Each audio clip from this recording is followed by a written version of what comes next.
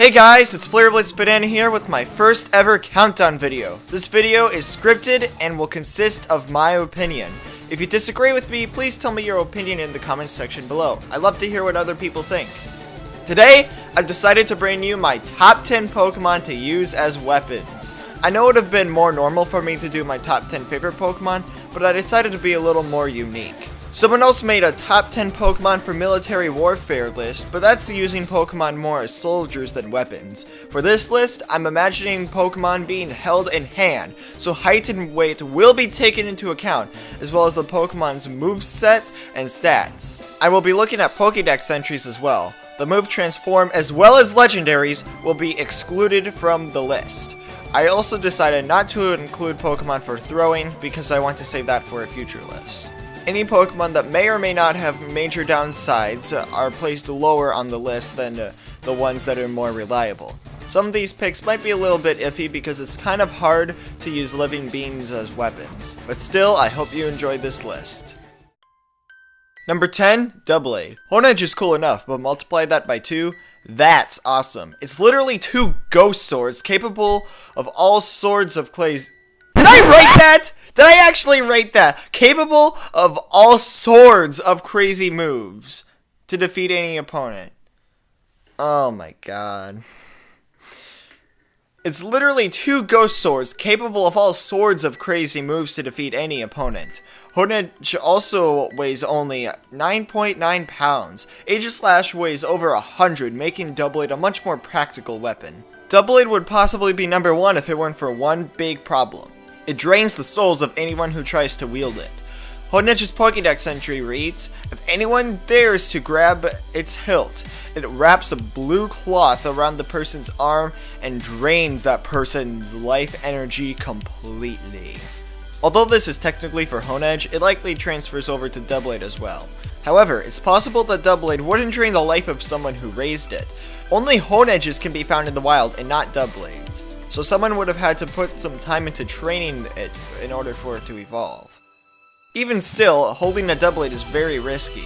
Who knows when it could betray its trainer and steal its life force. You could say this risk makes Doublade a double-edged sword. Because of that reason, I decided to place Doublade at the bottom of this list because it could work out amazingly or more likely horribly and in the death of whoever uses Doublade as a weapon.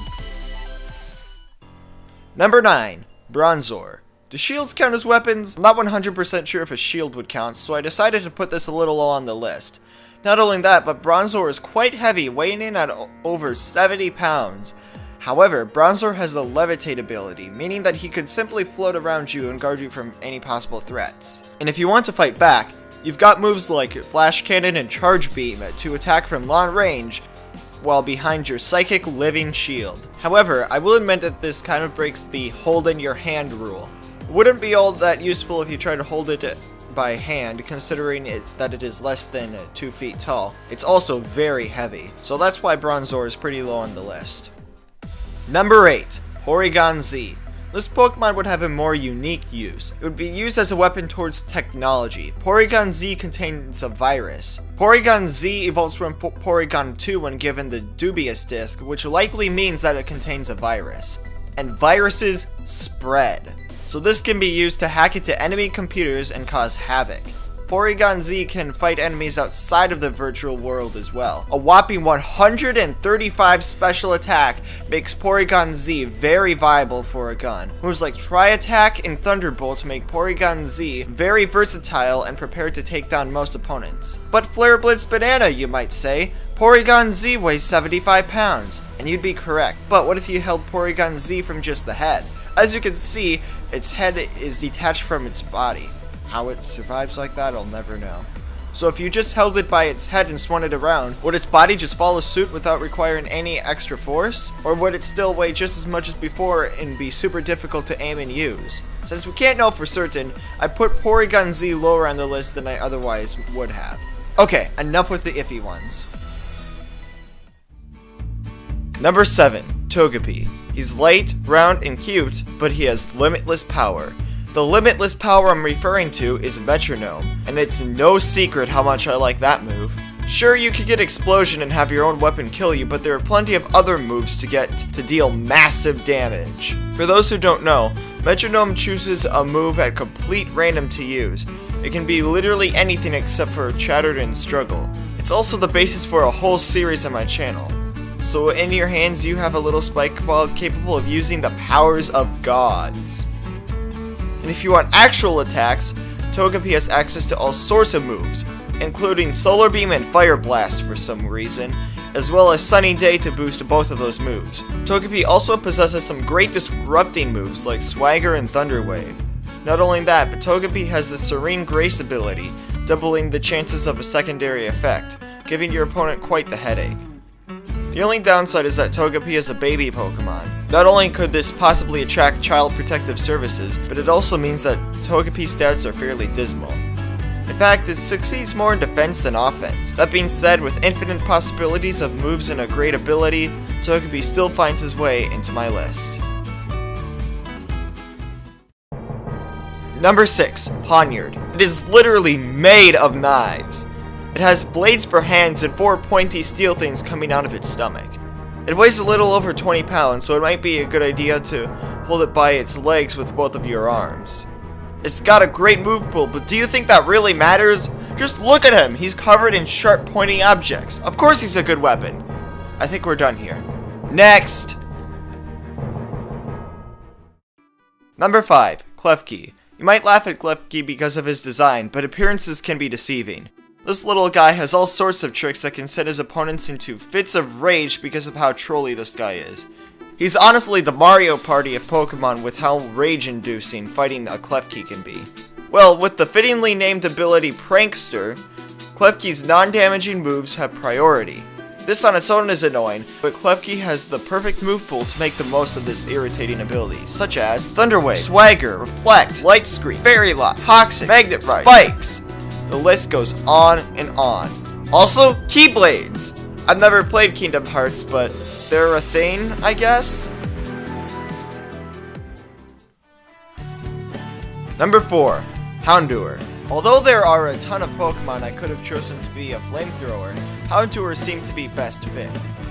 Although PETA might try to hunt me down and murder me in my sleep for even suggesting using a puppy as a weapon, Houndour fits the bill perfectly.